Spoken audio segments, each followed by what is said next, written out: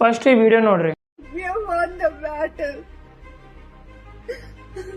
ಇವರು ಡಾಕ್ಟರ್ ಶಿವರಂಜನಿ. ಇವರು ಆ ವಿಡಿಯೋ ಅಲ್ಲಿ ವಿ ಒನ್ ದಿ ಬ್ಯಾಟಲ್ ಅಂತ ಅನ್ನಕತ್ತಾರ. ಅಂದ್ರೆ ಈಗ ಈ ಯುದ್ಧ ನಾವು ಗೆದ್ವಿ ಅಂತ.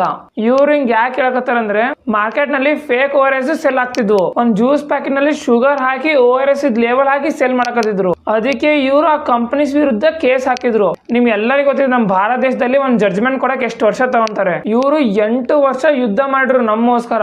ಆಮೇಲೆ ಫೈನಲಿ ಜಡ್ಜ್ಮೆಂಟ್ ಕೊಟ್ರು ಎಲ್ಲಾ ಕಂಪನೀಸ್ ಬ್ಯಾನ್ ಮಾಡ್ತೀವಂತ ಕೋರ್ಟರು. ಆದ್ರೆ ಎಲ್ಲ ಕಂಪನಿ ಇದಾವಲ್ಲ ORS ಫೇಕು ಅವೆಲ್ಲ ಇದ್ರ ವಿರುದ್ಧ ಮತ್ತೆ ಇನ್ನೊಂದು ಕೇಸ್ ಹಾಕಿದ್ರು. ನಮ್ದು 180 ಕೋಟಿದು ಸ್ಟಾಕ್ ಇದೆ, ಅದು ನಾವು ಸೇಲ್ ಮಾಡ್ಬೇಕಂತ. ಅದು ಬೇರೆ ಕೋಟಿಗೆ ಗೊತ್ತಿದೆ ಅದು ಫೇಕ್ ORS. ಅವರು ಪರ್ಮಿಷನ್ ಕೊಟ್ರು, ನೀವು 180 ಕೋಟಿ ಸೇಲ್ ಮಾಡ್ಬೋದಂತ. ಸರ್ಕಾರಿಗೆ 180 ಕೋಟಿ ಮುಖ್ಯ, ನಮ್ ಭಾರತ ದೇಶದ ಜನರಿದ್ದು ಹೆಲ್ತ್ ಮುಖ್ಯ ಇಲ್ಲ.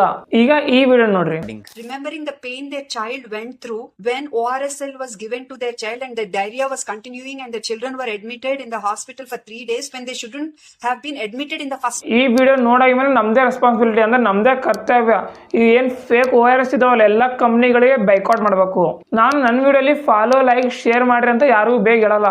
ಆದ್ರೆ ಈ ಸತಿ ಈ ವಿಡಿಯೋ ಎಷ್ಟಾಗದಷ್ಟು ಶೇರ್ ಮಾಡ್ರಿ. ಯಾಕಂದ್ರೆ ನಾವು ಯಾವಾಗ ಹುಷಾರಿರಲ್ಲ ಅವಾಗ ಡಾಕ್ಟರು ORS ಸಜೆಸ್ಟ್ ಮಾಡ್ತಾರೆ. ಅವಾಗ ಏನಾದ್ರು ನಾವು ಫೇಕ್ ORS ಕುಡಿದ್ರೆ ನಮ್ಮ ಹೆಲ್ತಿ ಭಾರಿ ಇಶ್ಯೂ ಆಗುತ್ತೆ.